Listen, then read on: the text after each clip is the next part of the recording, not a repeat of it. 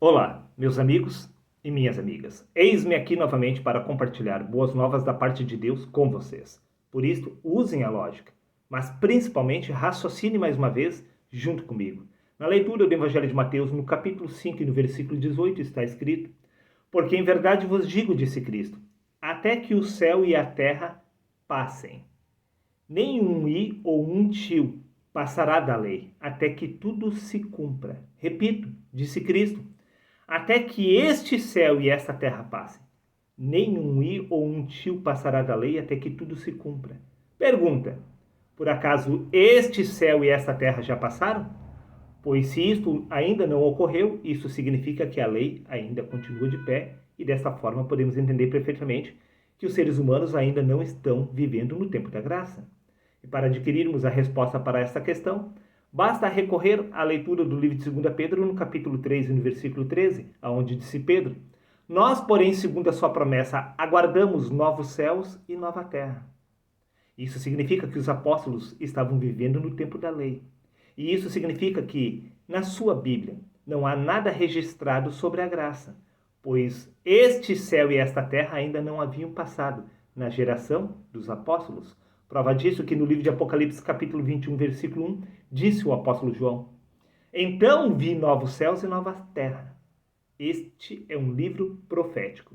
Ele viu novos céus e nova terra no futuro, algo que estava para ocorrer, pois estamos falando exatamente deste céu e desta terra, que deve se manifestar sobre a sua vida de forma particular.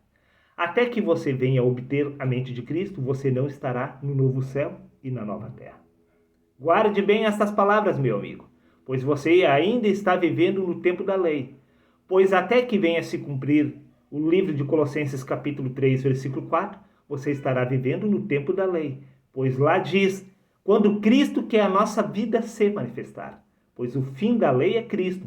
Até que Cristo, que é a sua vida, venha se manifestar, você estará vivendo no tempo da lei. Prova disso, meu amigo, é que no livro de Gálatas, capítulo 3, versículo 10, está escrito, disse Paulo, pois todos que estão debaixo das obras da lei estão debaixo da maldição. Está vendo a lei presente aqui no mundo? Pois este céu e esta terra ainda não haviam passado. E o mesmo ocorre em relação a todos os seres humanos nos dias de hoje. Até que o céu e a terra passem, sim, este céu, este discernimento da carne passe, você estará vivendo debaixo da lei. Repito, pois todos que estão debaixo das obras da lei estão debaixo da maldição. Se não existisse mais lei, não haveria maldição. Mas o livro de 1 Coríntios capítulo 15, versículo 56 diz, porque a força do pecado é a lei. Se existia maldição é porque a lei ainda estava de pé. No livro de Deuteronômio, no capítulo 30 e no versículo 19, está escrito, os céus e a terra tomo hoje por testemunho contra ti, disse o Senhor, que te proponho a vida e a morte, a bênção e a maldição. Escolha, pois, a vida para que vivas. Assim como hoje a lei e a graça estão disponíveis para o homem, lá no tempo de Moisés, o mesmo já acontecia. A graça já estava no mundo, desde o princípio da fundação do mundo. O que pega aqui é, o que você exatamente vai escolher? A bênção ou a maldição? A bênção é a graça, a maldição é a lei. Repito, os céus e a terra tomo hoje como por testemunha contra ti, que te propõe a vida e a morte, a bênção e a maldição. Escolha, pois, a vida para que vivas. Também no Evangelho de Lucas, capítulo 9, versículos 23 a 25, está escrito, e dizia a todos, se alguém quer vir após mim, negue-se a si mesmo. Tome cada dia a sua cruz e siga-me, porque qualquer que quiser salvar a sua vida, a perderá. Mas quem perder a sua vida, por amor a mim, a salvará. A bênção e a maldição estão aqui, assim como estavam presentes lá na lei no tempo de Moisés. A mesma lei está sendo aplicada por Cristo aqui. Quem insistir em salvar a sua vida, estará debaixo de maldição. Mas aquele que perder a sua própria vida por amor a Cristo, estará debaixo da vida, debaixo da bênção. Por isso que no livro de 1 Coríntios, capítulo 11, versículo 1, está escrito, sedes meus imitadores, tal como eu sou de Cristo. Repito, disse o apóstolo Paulo, sedes meus imitadores, tal como eu sou de Cristo. Bom, por que exatamente Paulo estaria mandando você imitar exatamente Jesus, se Jesus estava vivendo no tempo da lei? Pois Jesus estava vivendo o cumprimento da lei, pois ele veio cumprir a lei e os profetas. Então não faria o menor sentido se Paulo estivesse pregando a graça, mandando você seguir a lei. Até porque no livro de Gálatas, capítulo 2, versículo 20, disse Paulo, fui crucificado com Cristo. Por que exatamente ele estava cumprindo a lei? Simplesmente porque até que este céu e esta terra passem, não se omitirá nenhum i, nenhum tio da lei. Você precisa cumprir a lei, pois a lei tem poder sobre o homem por todo o tempo que o homem vive. Por isso você precisa carregar a sua cruz, pois você precisa morrer. Morrer para esse discernimento da carne, pois o novo céu e a nova terra nunca aparecerão até que este céu e essa terra passem. Por isso que no livro de Colossenses, capítulo 2, versículo 12 ao 14, está escrito: E havendo riscado o escrito de dívida que era contra nós, encravando na cruz. O quê? Cristo riscou o escrito de dívida que era contra nós, encravando na cruz? A nossa dívida foi rasgada lá na cruz? Bom, desta forma, então, não consta mais pecado nenhum contra nós? Então, desta forma, nós já estamos vivendo debaixo da graça? Preste atenção. Neste mistério, mas principalmente na revelação do mistério. No versículo 12 diz, sepultados com ele no batismo.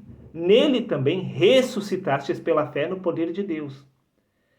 A sua dívida só será rasgada quando você for pendurado na cruz com Cristo. Pois disse Paulo, fui crucificado com Cristo. E disse Paulo, que Deus nos ressuscitou com Cristo. Isto ocorreu com os apóstolos. Até que isso venha a se cumprir sobre a sua vida, de forma alguma a sua dívida será rasgada. De forma alguma você estará debaixo da graça, até que tudo isso se cumpra sobre a sua vida. Veja, sepultados com ele no batismo, nele também ressuscitastes pela fé no poder de Deus. E porquanto vós, que estáveis mortos nos vossos pecados e na incircuncisão da vossa carne, vos vivificou juntamente com ele, perdoando todas as vossas ofensas, e havendo riscado o escrito de dívida que era contra nós, encravando na cruz. Isto ocorreu na geração dos apóstolos, pois esta carta foi enviada aos Colossenses, pois Paulo estava ciente que as pessoas daquela geração, para ser mais específicos, essas pessoas que haveriam de receber esta carta, elas já haviam passado pela morte e pela ressurreição. Então, estes já estavam vivendo um novo céu e uma nova terra. Repito, sepultados com ele no batismo, nele também ressuscitastes pela fé. Paulo estava ciente que essas pessoas já haviam passado pelo batismo, já haviam passado pela morte e pela ressurreição. Então, não haveria mais nenhum pecado constando contra elas. Porque o poder da lei só existe sobre os vivos, mas os mortos é cancelado a dívida. Por isso você precisa passar pela morte para alcançar a ressurreição dentre os mortos. Por isso que disse Paulo no livro de Gálatas, capítulo 2, versículo 20, fui crucificado com Cristo. E no livro de Colossenses 3:1, portanto, se já ressuscitastes com Cristo, tudo ocorre em relação a você junto com Cristo. E no livro de Efésios, capítulo 2, versículo 6, disse Paulo, Deus nos ressuscitou juntamente com Cristo, e com ele nos fez assentar nas regiões celestiais. Paulo estava contemplando o novo céu e a nova terra, porque o primeiro céu e a primeira terra, para ele haviam passado. Veja bem, isto acontece de forma particular com cada pessoa. Paulo, ele não havia sido enterrado em um cemitério, mas já havia passado da morte para a vida, pois nesta ocasião Paulo não havia sido decapitado. Então, como exatamente Paulo já estava sentado com Cristo nas regiões celestiais? Por acaso Paulo havia sido arrebatado o seu corpo para uma outra dimensão? Não, meu amigo. Tudo isto ocorre aqui, pois o reino dos céus está dentro de nós. O reino dos céus só será manifestado ao homem quando Cristo, que é a nossa vida, despertar na carne. Este novo céu e esta nova terra só ocorrem com a remoção da mentalidade da carne. pois a mentalidade da carne representa este primeiro céu e esta primeira terra. Por isso, que no livro de Romanos, capítulo 10, versículo 4, está escrito: porque o fim da lei é Cristo, para a justiça de todo aquele que crê. O fim da lei ocorre somente na presença de Cristo. Repito, Colossenses 3, 4. Quando Cristo, que é a nossa vida, se manifestar. Então você entenderá que você não é o corpo, senão a vida que está no corpo. E a vida que está no corpo é o próprio Cristo. O fim da lei só ocorre quando você passa a se reconhecer através da pessoa de Cristo. Disse Cristo: não peço que os tire do mundo, mas assim como eu e tu somos um, sejam eles um em nós. A lei só tem o seu término na pessoa de Cristo. Quando você se reconhecer através da pessoa de Cristo e não mais através da mentalidade da carne, então o primeiro céu e a primeira terra terão passado. Pois repito, porque o fim da lei é Cristo. Quando você se tornar o Cristo, não existirá mais lei de mandamento carnal, não existirá mais acusação, não existirá mais pecado, pois você terá sido santificado pela pessoa de Cristo. Por isso que no livro de Gálatas, capítulo 4, versículos 22 a 30 está escrito que Abraão teve 2 filhos, um da escrava e o outro da livre. Todavia o que era da escrava nasceu segundo a carne, mas o que era da livre, por promessa. Essas coisas são alegóricas, porque essas mulheres são 2 alianças, 2 pactos, a lei e a graça. Repito, essas 2 mulheres são 2 alianças, o Novo Testamento, assim como o Velho. Agora veja. Ora, a Jerusalém que agora existe é escrava com seus filhos. Estamos falando da lei. Mas a Jerusalém que é de cima é livre, a qual é mãe de todos nós. A Jerusalém de cima é a graça. A Jerusalém aqui da terra é a lei. Mas que diz a Escritura? Lança fora a escrava com seus filhos. De modo algum o filho da escrava herdará com o filho da livre. Não são os filhos da carne que são filhos de Deus.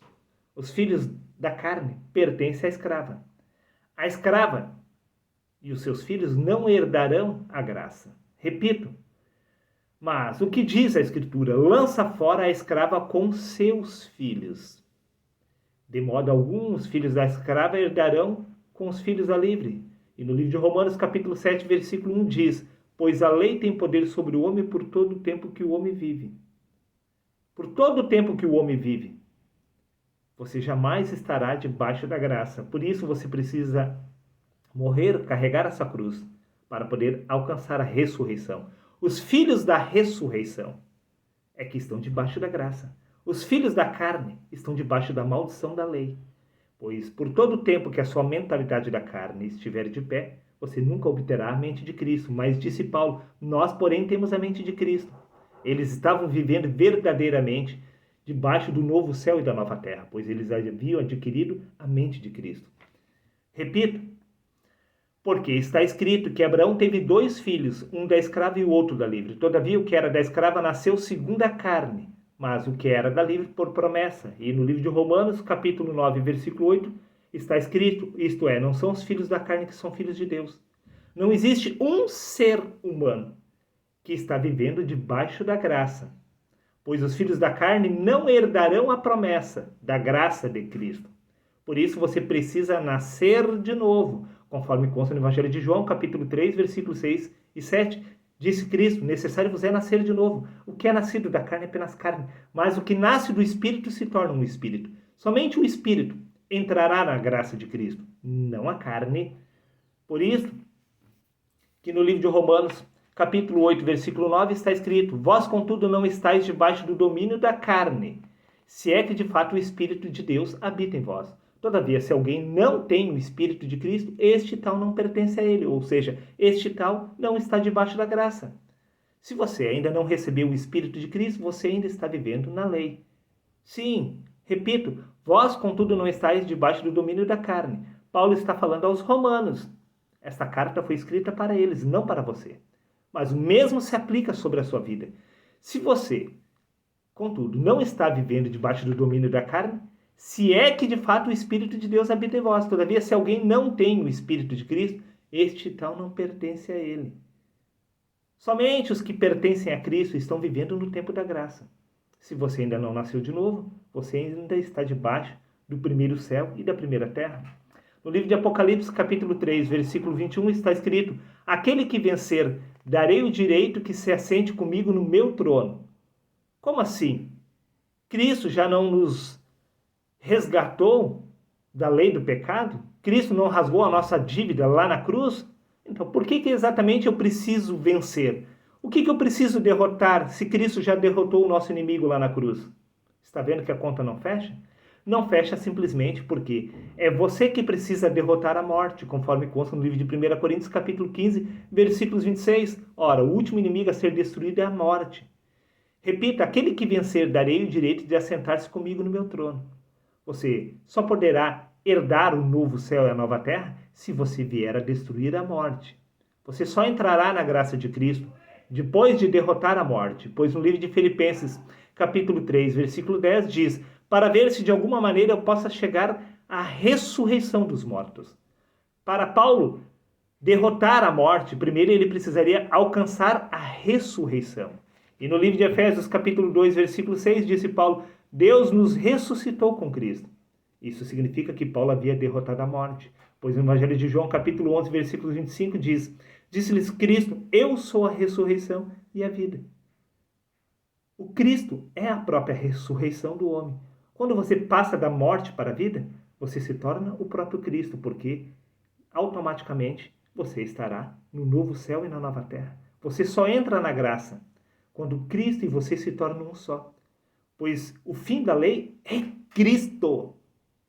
Enquanto você não se reconhecer através da pessoa de Cristo, nunca você estará debaixo da graça. Pois no livro de Colossenses, para finalizar, capítulo 3, versículo 4, quando Cristo, que é a nossa vida, se manifestar, então você estará vivendo no tempo da graça. Do contrário, você estará no tempo da lei.